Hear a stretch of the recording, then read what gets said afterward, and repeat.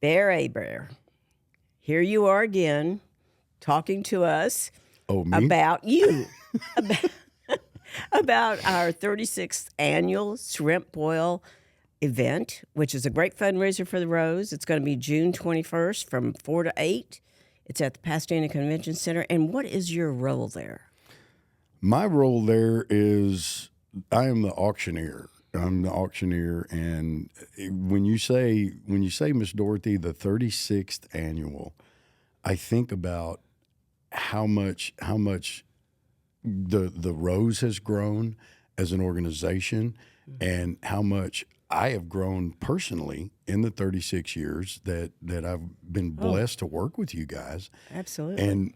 And just to see when people of a common goal come together, just to see the magnitude of the things that can be achieved when. Absolutely. This is our favorite, and for many of those 36 years was our highest fundraiser, our most fundraiser that we had. You know, I think back to you were at our first auction. Yes, ma'am. You know, you must have been 16. That shirt really brings out your eyes. Let's do that. Oh, let's yes. compliment Let's each other. do it. Let's do it. But you were a little green. I was green, so I'm 62. So minus 36 is, hang on, I went to Deer Park, so I was 34. Yeah, no, I was 30, so it would be 36. I would have been. You were in your 30s. No, so. 26. I would have been 26 years old. I was going to say. I was 20. Well, I said I clarified that by saying I went to Deer Park first. So, but I was 26 years old when that happened, and doing the first one. This was the Rose has always been near and dear to me, as you well know. Not. Largely because of what you guys do and what you guys stand for in the community, which my hat is always off to the angels at the Rose. But for me personally, you guys were the very first big fundraising auction that I ever did. Y'all were my absolute very first. And, you know, I didn't know that until you talked with us first time on this podcast. And I went, oh, my gosh, you were so professional. Thank you. Even back then. Thank you. You know, now some of you have not stayed quite as professional, but hey, that's back why. then you were. Now, that's why I was asking a while ago, what's the rating on this podcast? We need you to keep it down. Come on, man. Yes, ma'am. But you didn't always want to be an auctioneer, did you? Actually, auctioneering up until 2012, 2014. 2014 is when I actually got my license. And I've had, it's kind of been a parallel for me. It was always something in the beginning. It was something that I thought, okay, it's just kind of cool. And people invite me to go to these big dinners where I get to put on a suit and things like that. And they're $500 a plate. And I get to go and just hang out. And then I get to be on stage and have fun with people and help make money for other people. And how cool is that? So I thought, man, that's, but I've always been in sales, and I was in sales for a long time. I was in the bearing and power transmission industry and sold a lot of industrial type things. And then it kind of converted over into selling safety supplies. And that ended up opening a door for me to become a corporate safety manager. So all of the OSHA stuff and, you know, things like that. And I really enjoyed it because, again, it was helping people. I was the guy that ended up putting together programs to help people work safely and go home to their families at night. So while auctioneering and sales and safety and all of those things they don't appear to be connected. For me, they are all connected in that I've always, I guess some people might say that I was born with a servant's heart. So I've always enjoyed helping other people achieve a level of life and a level of quality of life that they just need a little extra boost to try to help get there. So in sales, okay, what problem are you having? Let me talk to me about your problem and let's find the correct product or solution for your issue. In safety, same issue. You're trying to accomplish this task. Let me help you make sure that you're not going to hurt yourself. And then I side kind of a little get in the weeds side story. It became really evident to me when there was, this has been way, way, way long time ago, but I'll never forget this. There was a gentleman on one of our jobs that got injured and he had to go to the hospital. Well, I went to the hospital as well. And then here comes his wife and his daughter, just an absolute, just a beautiful woman and a beautiful child. And while I'm standing there talking to the mother's probably early mid-20s. The child is about 6 or 7.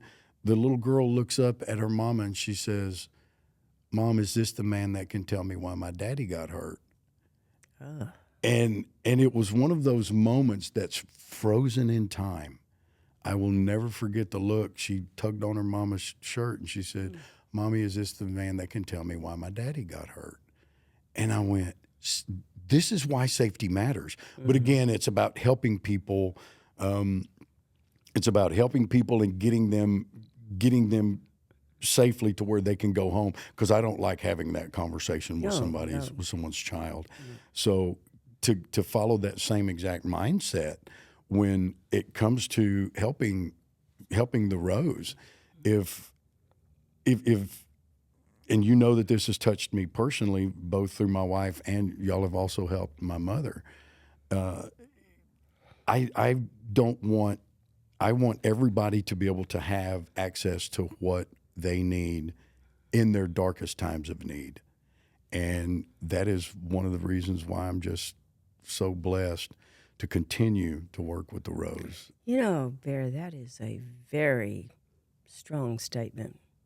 Have access to what they need in their darkest times. It really does describe where many of our women are when they come to the Rose. And if it wasn't for fundraising, we couldn't do this. I mean, it's that simple.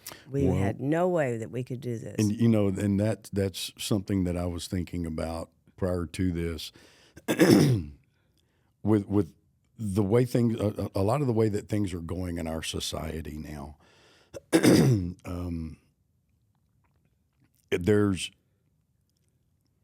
insurance and things like that are they're slowly, the gap is slowly spreading in things like that, and there's no, it doesn't matter if you're the current president of this country or if you're the person that makes the absolute least amount of money for the trade that you have.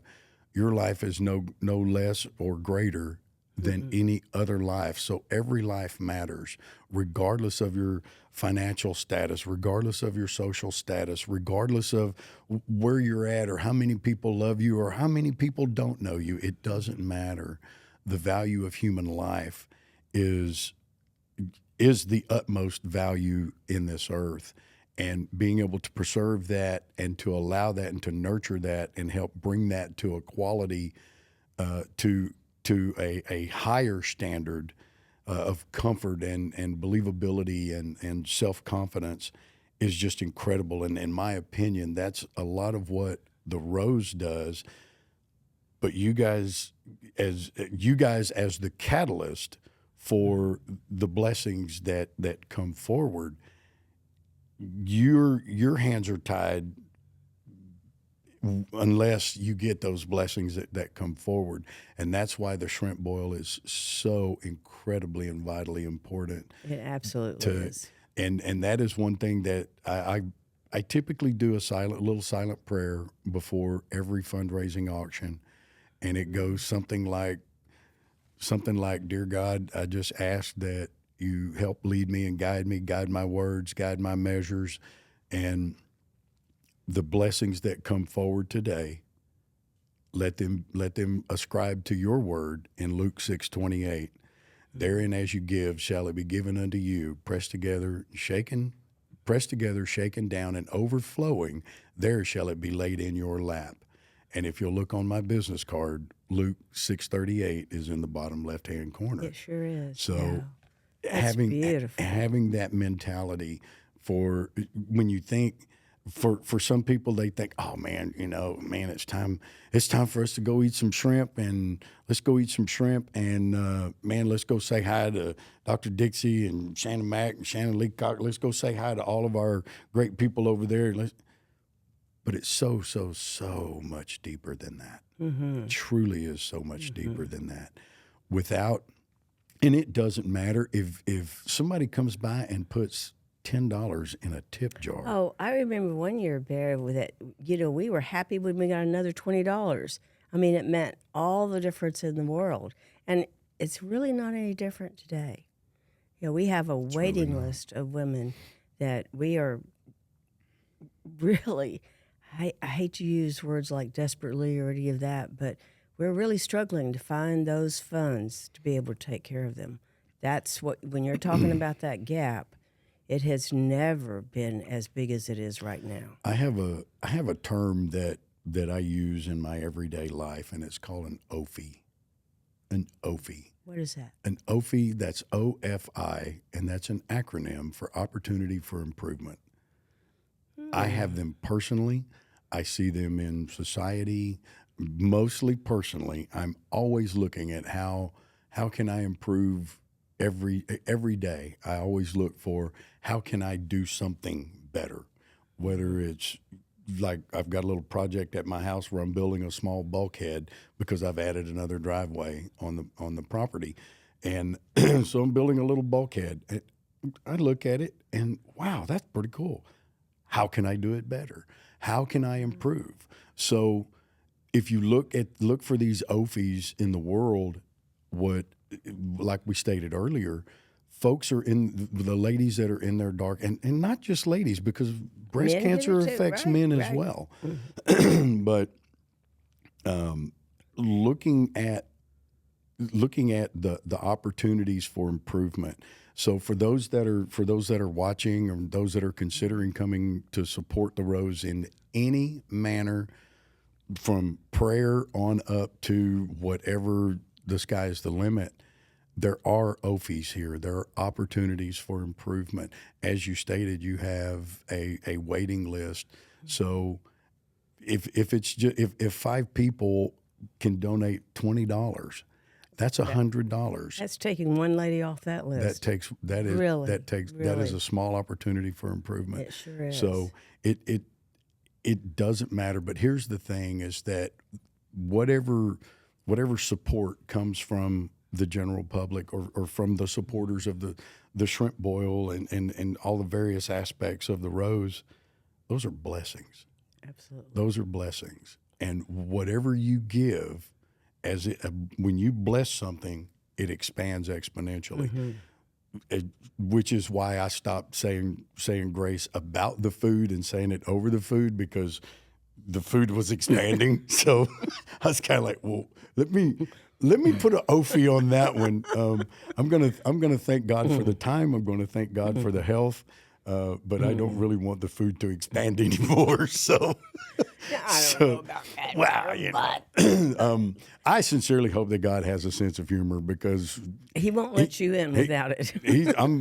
there's probably going to be a yellow light at the gates that go, we need you to step to the right for further consultation, please.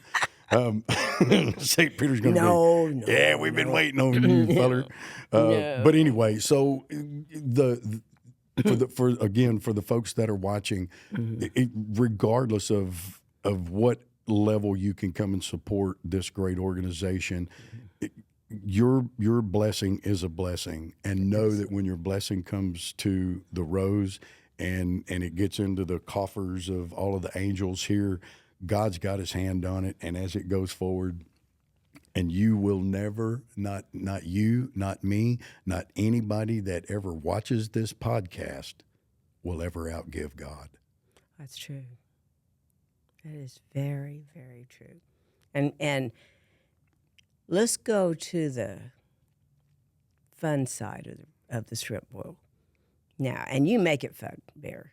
But people can give by bringing a dessert. They can give by bringing a silent auction item, by buying a silent auction item, and most of all, our live auctions are always the, what do you call it? That's the real fun and the real meat, and folks in the crowd, and you Well, call them out, and just as a just because I am who I am, I think the word silent and auction should never be used in the same sentence.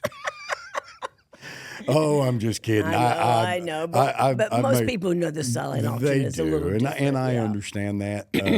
It's got silent auctions are awesome, but I don't know. Some people may know, some people may not know, but I don't. The only thing that I ever brag about is, as passionate as I am about auctioneering in the auction industry, is that I'm actually a state champion bid calling auctioneer for the state of Texas. Texas has the Texas Auctioneers Association, and in 2018, I actually was awarded a state championship for bid Wow. calling. So Congratulations. We're with somebody of importance here. I mean, really. actually no. Oh, no, actually, yes. That No, is an achievement. It is. It was an incredible achievement. Yeah. The Texas Auctioneers Association.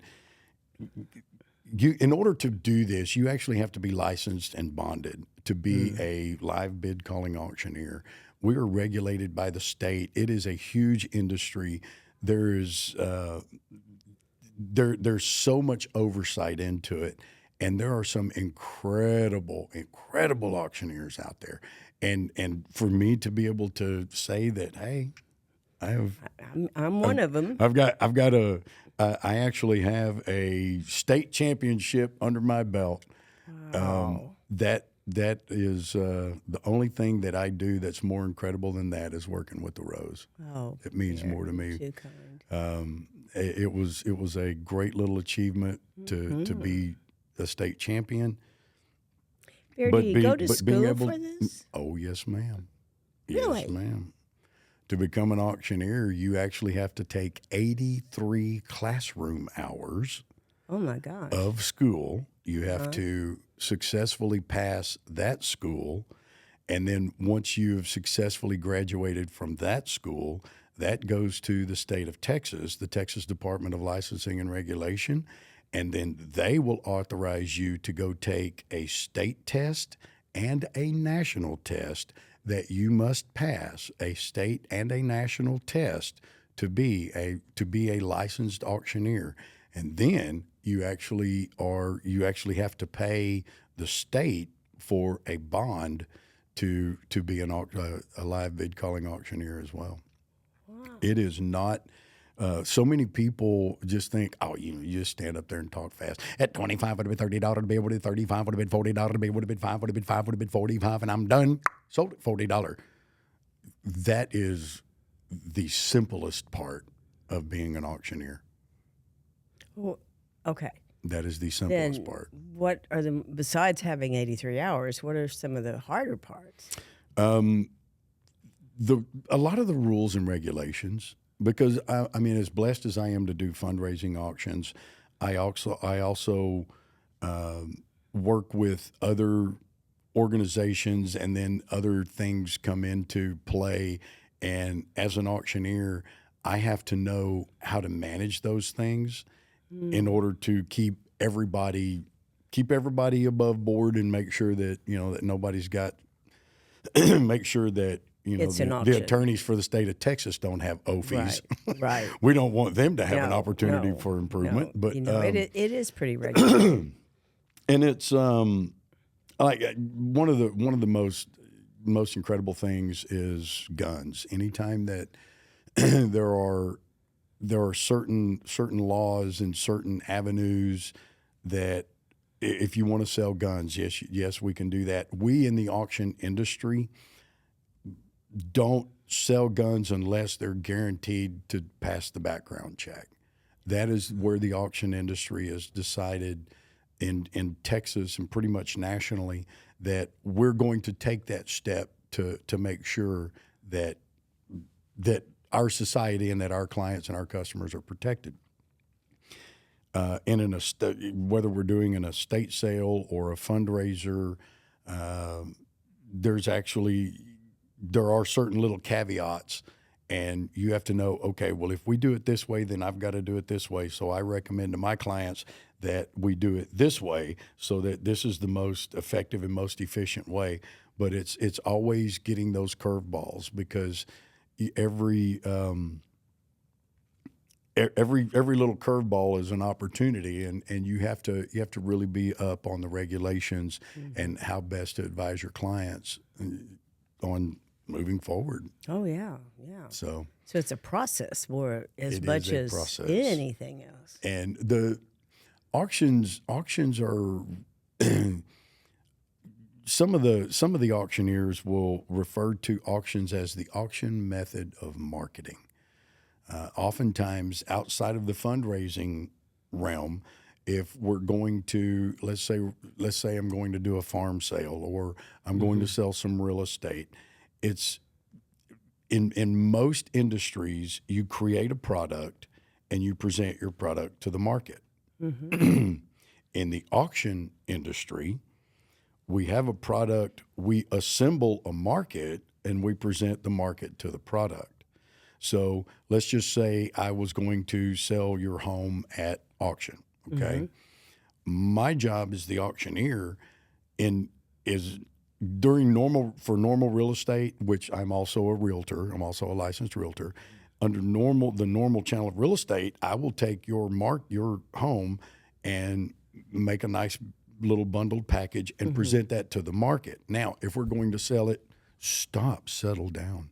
If we're going to sell it at auction, then I'm going to take that little bundle and I'm going to go out and I'm going to create a market. I'm going to find 10, 12, 15 people that are interested in that type of home in that location with those parameters.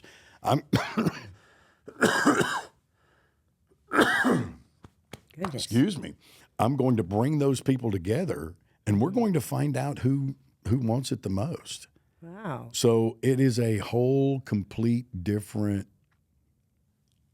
approach to the sale. So fundraising is the key word for fund is fun. So they are so much. They're just so much fun. Fundraising. But I'm just to know that there are many different aspects of actually being an auctioneer, and having to know all of the different codes and regulations and things like that based on, I may be over here, I'm selling box lots one day. The next day I've got, a gun sale. And then the next day I've got, we're going to have a real estate sale. And then I've got a farm auction.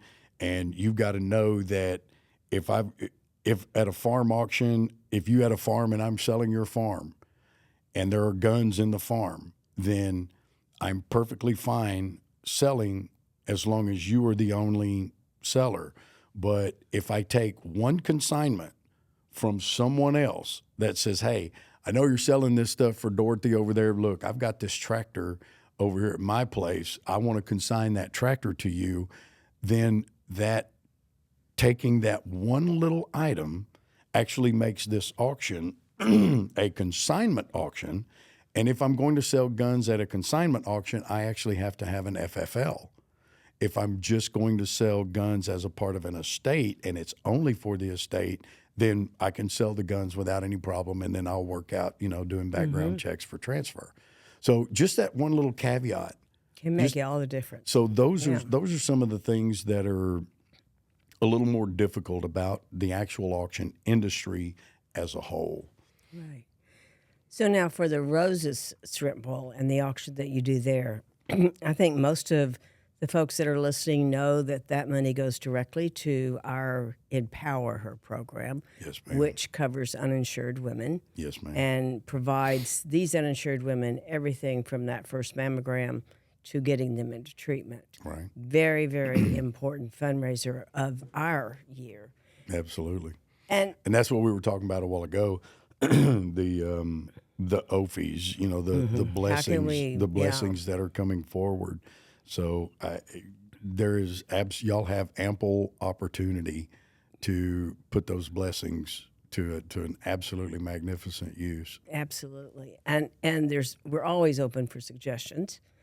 But now, Bear, you mentioned that you've been touched by breast cancer in a very personal way. What now that your beautiful bride Becky is what 2, 3, 4 years out? She's going into the third year Yeah. post. What did breast cancer teach you? A little bit of humility. Taught me a little bit of humility in that learning, trying to deal with the frustration. I think generally as men, we just want to go out there, and I mean, if something's a threat, we just want to go out there and just we just want to go tear it up.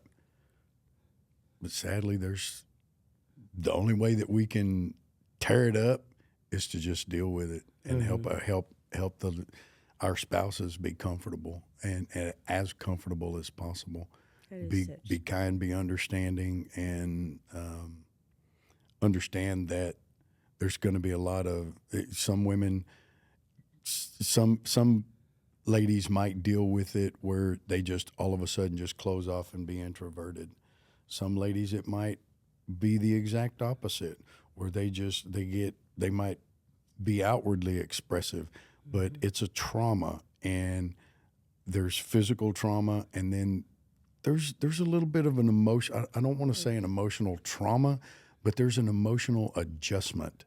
There's an emotional adjustment that ladies that your spouse is going to go through, and the biggest way that I feel like people can conquer that is to, again, be open and understand that the rules you may have had for your relationship could easily change, and be resilient.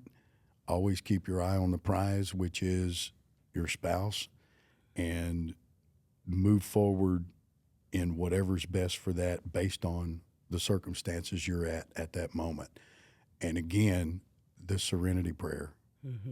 Grant me the serenity to accept the things I cannot change, the courage to change the things I can, and the wisdom to know the difference. That third one, that wisdom to know the difference, hey, folks, that's a catcher right there. It is. That is the catcher. It sure is. Has your life changed much in these last? I mean, what are you doing differently that you might have done before, but these days isn't even important anymore, or is more important? The biggest change that it's made for Becky and I both, is dietary. We actually have changed. We've changed the way that we view food and things like. And we still go out social events, social dining and things like that.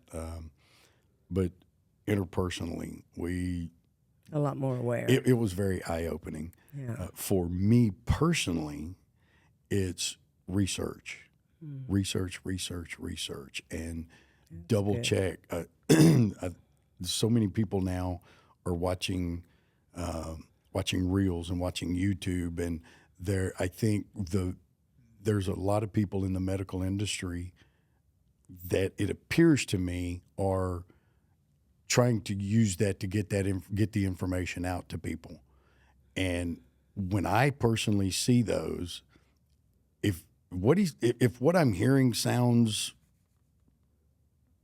logical, then I will go out and see if I can find 3 or 4 or 5 sources that will reinforce, for lack of a better term, that will reinforce that information. And so I'm a critical thinker. I'm very cause and effect. Okay, well, if this is happening, why? And if that's happening, then why? And why? And why? And why? And why? Until there's eventually no question of why. And that's the first domino in the whole effect. So it's caused me to take a much deeper look into cancer, and more especially breast cancers and things like that, and to educate myself, and to go and quantify and qualify, both quantify and qualify the information that I choose to accept as the truth.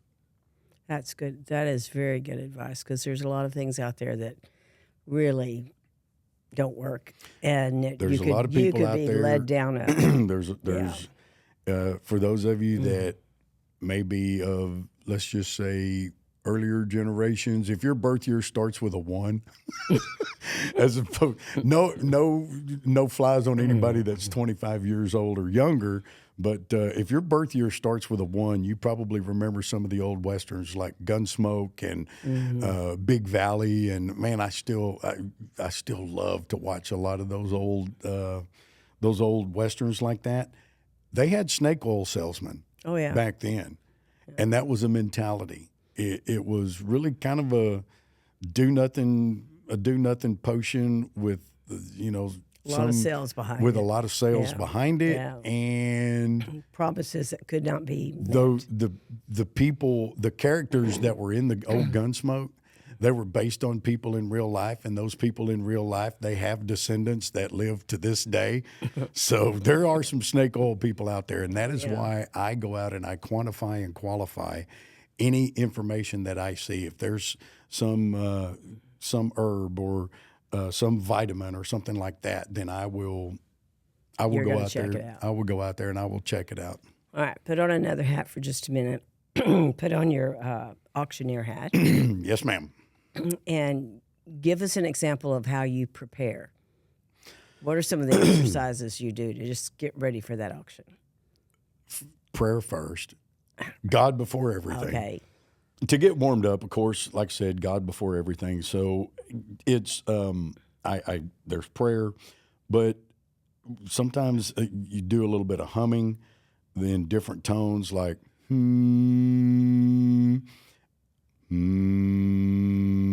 What that vibration does is wakes up your vocal cords.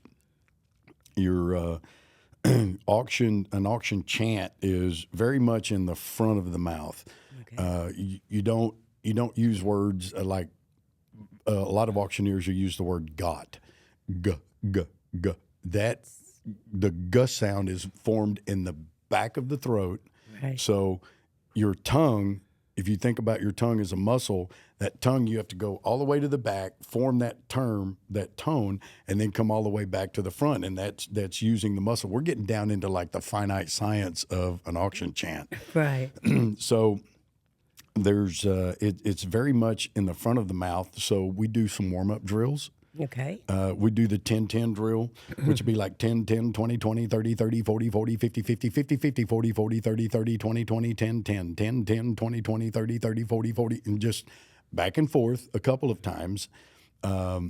It's also very much on the lips and these particular muscles, these particular maxillofacial muscles right here around the mouth. So you'll round the rough and rugged, rock the ragged, rascal ran. Round the rough and rugged, rock the ragged, rascal ran. We'll do lots of that. Tommy Atatimus. Tommy Atatimus took 2 T's and tied them atop of 2 tall trees. Tommy Atatimus took 2 T's and tied them atop of 2 tall trees. So I'll do that one about 10 times. And then there's one that we do that helps get your wind and get your rhythm and gets really into the bottom part of the lungs, and that's the Betty Botter drill, which most people just absolutely adore. All right, let's hear it. Betty Botter bought some butter, but she said this butter's bitter. If I put it in my batter, it will make my batter bitter. So she bought a bit of better butter, put it in her bitter batter, made her bitter batter better. So there's better Betty Botter bought a bit of better butter. That, and I will do that one about 10 times. Oh my gosh. I will do that one about 10 times. So just again, it's all in up in here. I don't, as much as I love shrimp and all of that, I don't eat. I always get, y'all are always such a great blessing that you make me a plate to go. I don't eat 2 or 3 hours before an auction for a couple of reasons. Number one, years and years and years and years ago, I was doing an auction and I ate right before that, and right in the middle of my chant, I belched. Oh my gosh. One of those, it was, everybody just thought it was so funny, but it went like, I'm at 25, would have been $35, Oh my gosh. and everybody just thought it was funny, and I just laughed it off, and I thought it was funny, but I went, whoo, no, no, no, no, no. We're not going to do that anymore. I typically don't eat anywhere from 3 to 4 hours before an auction for that reason, but also because it takes so much wind. Right. I To need digest it I need all. the maximum lung capacity that I can get. So All right, one more thing. one more thing, Now, you do know that we have a theme this year. we have a theme this year. I know Yes. that. Remember last year we did the 80s? Yes, ma'am. This year it's all about bling. All about the bling, Yes. It's kind of an urban cowboy. right? We're going to have a Dolly Parton look-alike contest. You might be the judge of that. But We're going to have a John Travolta, and we're encouraging everyone to put on as much bling as you can. that is And going to and be. we're going to see who can bling it up the best. There are some there are some patrons that you see every single year that actually might give me a little bit of pause, Loco Bob. Oh, did I? Oh, did you say that? Did I say that with Oh, my my gosh. outside voice? Yes, you did. You said that with your outside voice. All right, so tell us again when it's going to be. Saturday, June June 21st. from 4 to 8, and Pasadena Convention Pasadena Center. Convention Center. Don't worry about the construction out there. That's the great city of Pasadena is taking huge leaps and bounds to bring us forward, and so don't worry about that. They've managed it very well, and so there's plenty of parking there. You won't even notice it. You won't even notice it. So. The city of Pasadena is another great partner, and again, they're providing, working forward to provide that, to provide the infrastructure that we need to take our city to the next level. And we need you, the folks that are watching, we need you to come out and bring your blessings out here so that we can do the same thing for the Rose and Purchase take your it to table now. Go ahead and get your tickets. buy a table, just buy a ticket, show up. Get a plate to go. I mean, That's for it. whatever. That's it. Whatever. Sit back, watch an actual live auction.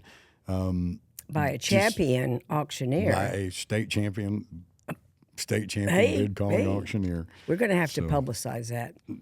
We have a real estate champion this year. Oh, Well, it's actually it's been that way for a long I time. know, but we don't have to tell them that. We'll just tell them like it's brand new. They'll think they're seeing something new. So come on out, join us, help us raise some money, Absolutely. and you're doing it for a good cause. And remember that the blessing, whatever the blessings are that come in to the Rose, regardless of how large or small, they're all a blessing in God's eyes.